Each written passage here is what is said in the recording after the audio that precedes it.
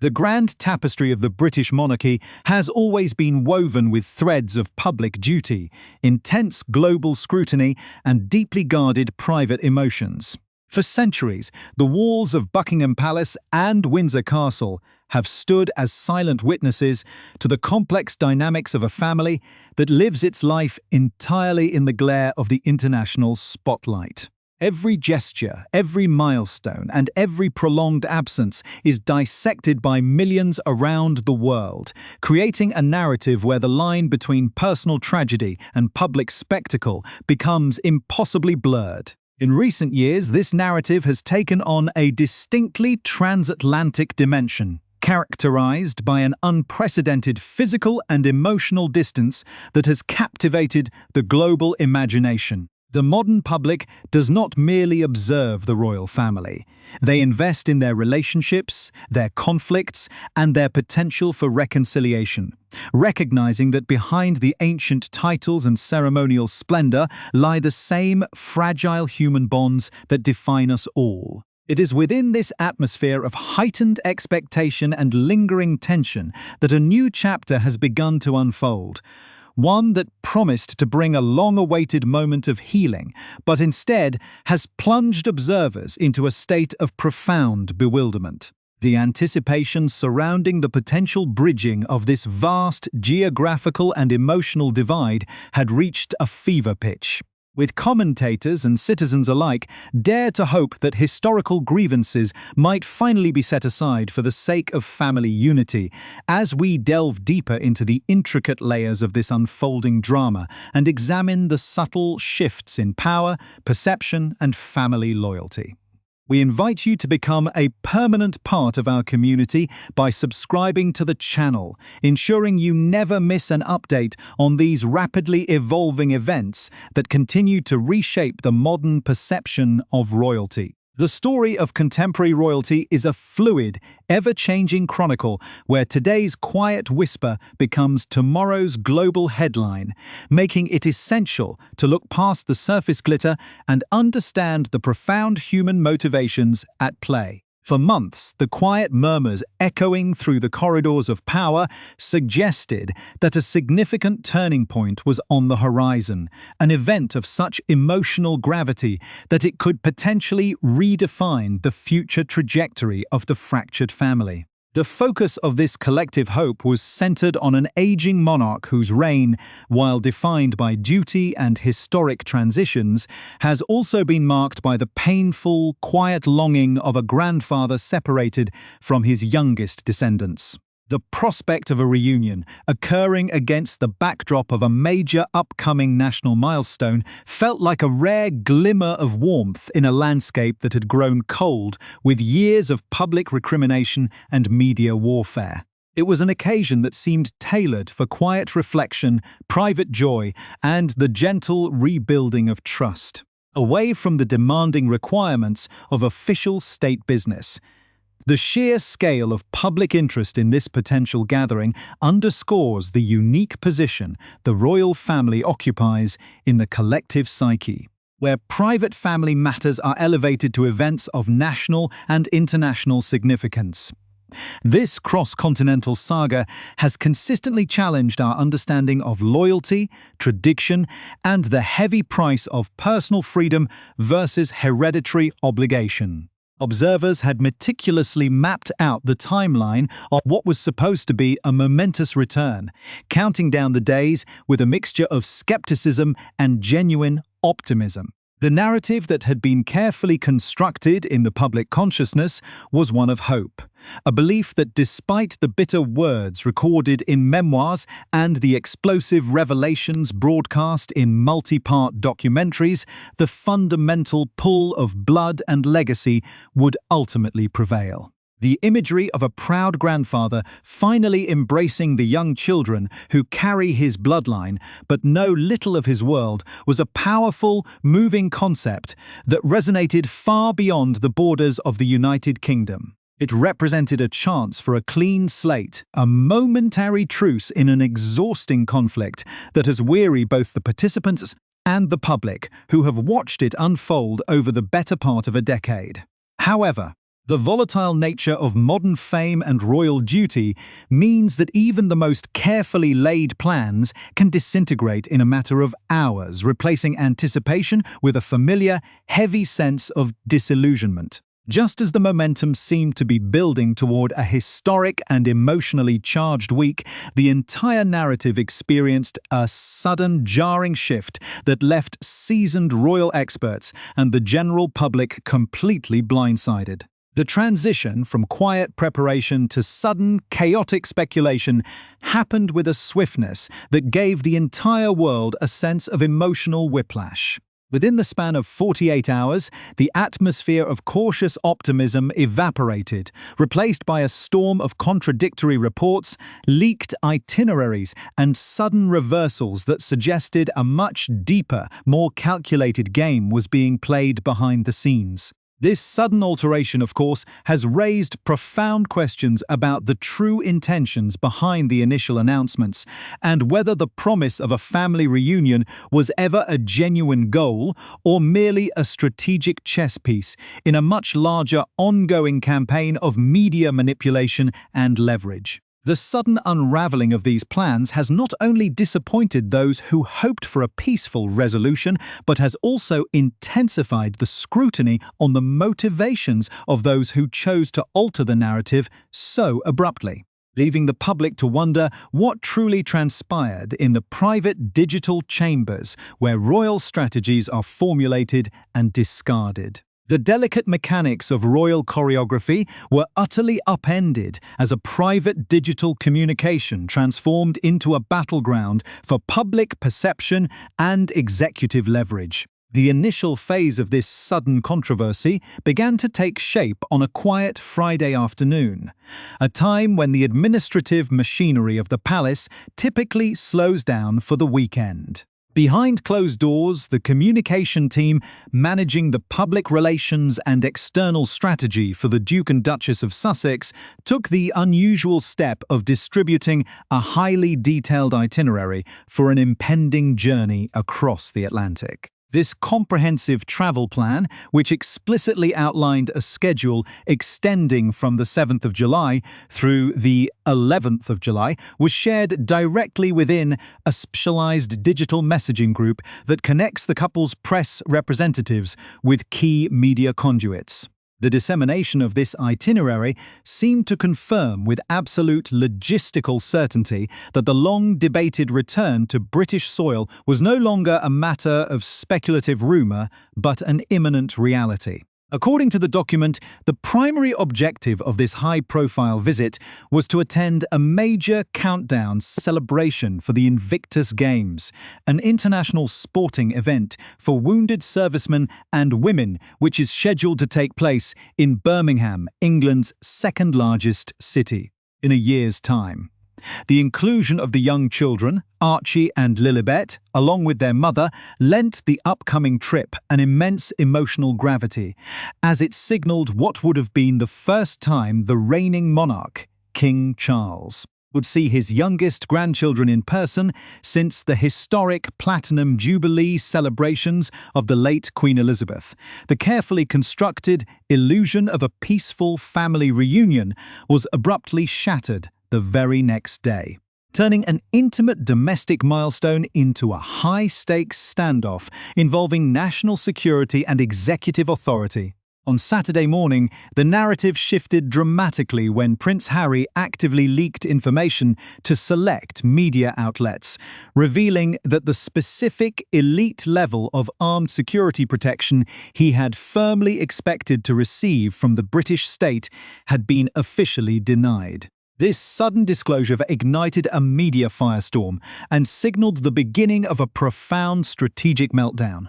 as the Duke publicly stated that the lack of tax-funded, armed police protection was forcing him to entirely reconsider the wisdom of bringing his wife and young children to the United Kingdom. To seasoned observers of the royal household, this sudden pivot bore all the hallmarks of an aggressive, well-calculated maneuver designed to manipulate public sympathy and corner an aging monarch into intervening on his son's behalf. By transforming a highly private logistical dispute into a public crisis of family safety, the Sussexes effectively presented the British public and the Crown with an ultimatum, suggesting that the joy of a grandfather seeing his grandchildren was being deliberately withheld due to bureaucratic intransigence and a lack of official cooperation from the state. The core of this intense disagreement lies in Prince Harry's long-standing, unwavering demand for automatic, comprehensive armed police protection whenever he steps foot on British soil, a privilege that was fundamentally altered when he chose to step back from active royal duties. Having voluntarily relinquished his role as a working member of the royal family and relocated his household to the United States, the Duke has consistently fought the legal reality that he is no longer entitled to the same tier of taxpayer-funded state security as those who actively represent the sovereign on a daily basis. The strategy at play during this specific weekend appeared to be an attempt to use the emotional pull of a family reunion as a powerful lever to bypass established governmental protocols. Prince Harry seemingly operated under the belief that if he could orchestrate a high-profile, emotionally charged scenario where the king was publicly anticipating a reunion with his grandchildren, the immense pressure would force the relevant authorities to capitulate and grant the armed guard he has spent years demanding in various courtrooms. However, the regulatory bodies responsible for assessing threat levels and assigning armed royal protection units remained entirely unmoved by this emotional leverage, reiterating the firm principle that the British taxpayer will not foot the bill for specialized armed police security for individuals who have chosen to live as private citizens abroad, when it became abundantly clear that this calculated gamble had failed to yield the desired executive intervention. The reaction from the California-based couple was swift, decisive, and deeply damaging to the fragile bonds of family loyalty. By choosing to withdraw the promise of the visit almost immediately after the security denial was finalized, Prince Harry effectively chose to withhold his children from their grandfather, inflicting a profound emotional wound on a father who has been forced to navigate the monumental responsibilities of the crown while dealing with immense personal health challenges. This abrupt reversal has been characterized by close observers as an act of calculated cruelty, an intentional effort to punish the king for his refusal or inability to bend the rules of state privilege. Rather than handling the security arrangements quietly, privately, and through the appropriate administrative channels, the Duke and Duchess chose to maximize the public impact of their grievance, once again casting the royal family as cold, unyielding villains who value rigid protocol over basic human affection. This pattern of behavior has become an all-too familiar feature of the transatlantic royal dynamic, where every personal interaction or logistical arrangement is weaponized to fuel a continuous narrative of victimhood and systemic persecution. The unfolding drama took on an even more complex dimension when examined against the backdrop of the broader public relations strategies employed by both sides of this fractured family, revealing a sharp contrast in priorities and public conduct. While the public space was being dominated by these intense debates over royal security, state funding, and broken family promises, the Duchess of Sussex did not miss the opportunity to maintain her commercial footprint, orchestrating a high-profile product announcement that struck many as profoundly tone-deaf, given the sensitive nature of the ongoing family crisis. Within mere minutes of separate, deeply emotional public updates from other senior members of the royal household regarding their personal struggles and charitable endeavors, marketing materials were distributed detailing the availability of exclusive lifestyle products, including limited edition lavender honey through her online commercial venture. This striking juxtaposition of profound personal and institutional tension with blatant commercial opportunism drew sharp criticism from royal commentators,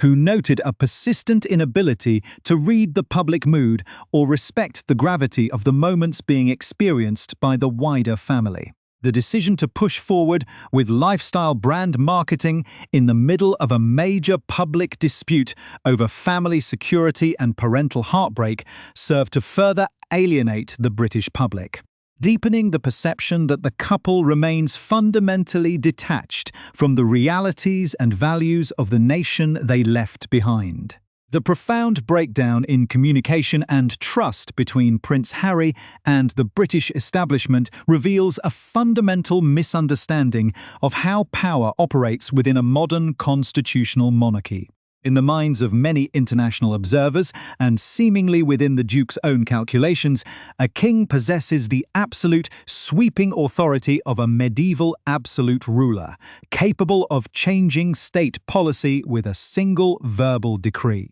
The reality of the United Kingdom, however, is that of a mature and strictly regulated democracy where the sovereign reigns but does not rule, acting as a vital constitutional figurehead whose actions are tightly bound by law and convention. The responsibility for evaluating security risks and assigning armed police protection belongs entirely to a highly specialized government committee known as RAVC, operating under the jurisdiction of the Home Office rather than the personal whim of the monarch. King Charles is a deeply serious man who respects the boundaries of his constitutional office and knows precisely where his institutional authority begins and ends. For the king to intervene in a matter of state security or to attempt to reverse a decision upheld by the British High Courts would represent an unacceptable breach of democratic norms and a dangerous misuse of royal influence, especially during a period when the Crown is striving to maintain complete transparency. This systemic boundary became even more unyielding due to the highly fluid and rapidly changing political landscape within the British government itself, which has directly impacted long-term strategic plans. Behind the scenes, the Duke of Sussex had allegedly engaged in subtle diplomatic overtures and administrative communications with key figures within the political sphere, attempting to explore alternative avenues for his eventual return to the country. Special attention had been focused on high-ranking members of the administration, including the Home Secretary Yvette Cooper, as part of a broader effort to build bridges with the government and secure a more favourable resolution to the ongoing security impasse. The long-term planning for major national events, such as the upcoming Invictus Games scheduled for the city of Birmingham,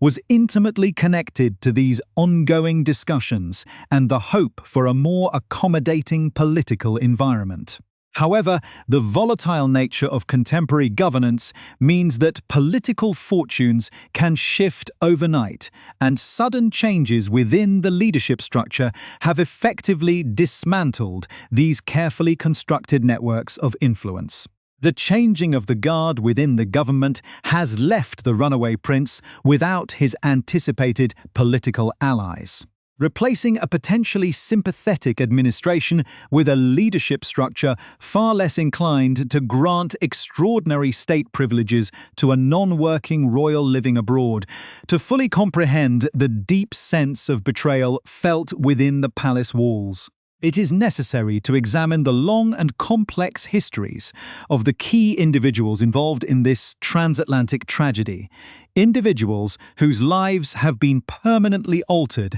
by choices made over the last several years. King Charles has spent the better part of a decade navigating an incredibly challenging dual role as both a sovereign managing a historic institutional transition and a father dealing with the public defection of his youngest son. For over 6 years, the king has faced a relentless barrage of public criticism, explosive accusations, and deeply personal revelations broadcast across global media platforms.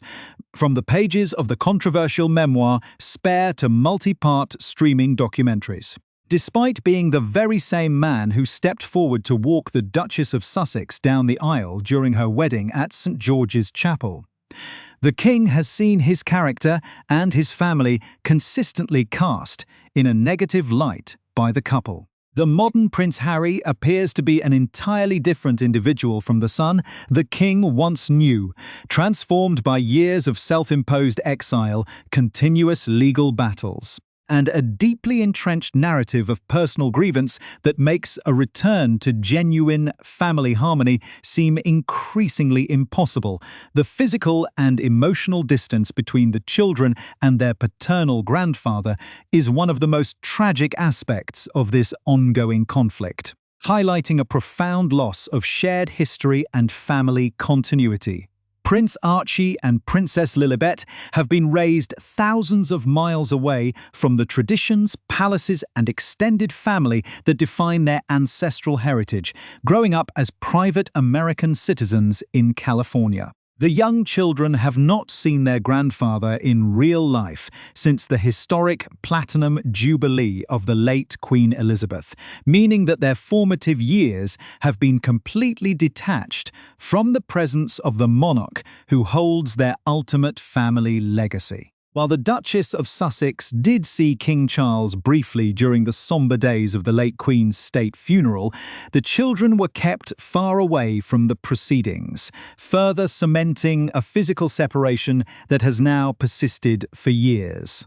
The decision to announce, tease, and build immense public anticipation around a potential summer reunion, only to abruptly cancel the trip over a pre-existing security dispute, suggests that the true objective was never a quiet, private family gathering. Had a genuine reunion been the primary goal, the family could have easily travelled quietly to the secluded estate of Balmoral in Scotland, away from the media spotlight. Rather than turning a potential grandfather's joy into a highly publicized bargaining chip, the wider royal family has consistently chosen to respond to these continuous provocations by focusing entirely on public duty, national service, and profound charitable endeavors, creating a stark contrast in values that the public has not failed to notice. While the Sussexes remained locked in their high-stakes media maneuvers and product launches, other senior royals, such as the Princess of Wales,